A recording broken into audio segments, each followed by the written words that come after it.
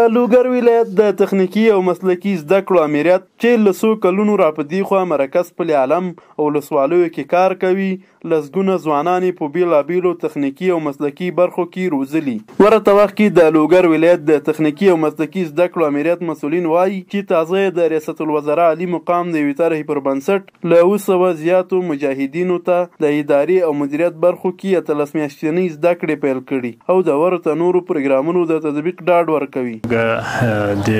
یو ریاست الوزرا نه یو طرحه برابر شوې ده چې هغه د مجاهدینو زده کړه ده.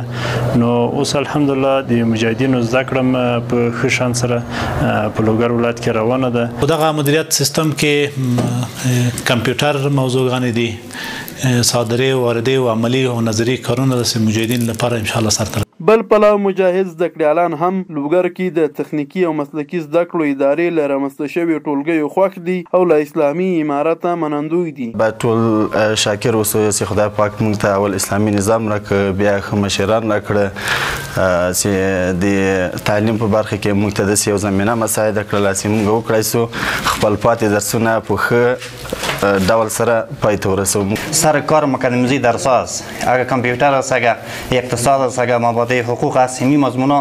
کلا مربوط اداره و مدیریت که میشه ما از خیلی خوشحال هستیم. دا ویلو ده چې اوس مهال هم د لوګر ولایت د تخنیکي او مسلکي زده کړو ادارې اړوند ښوونځیو او انسټیټیوټونو کې سلګونه زده کړیالان او زده کوونکي پر زده کړو بوخت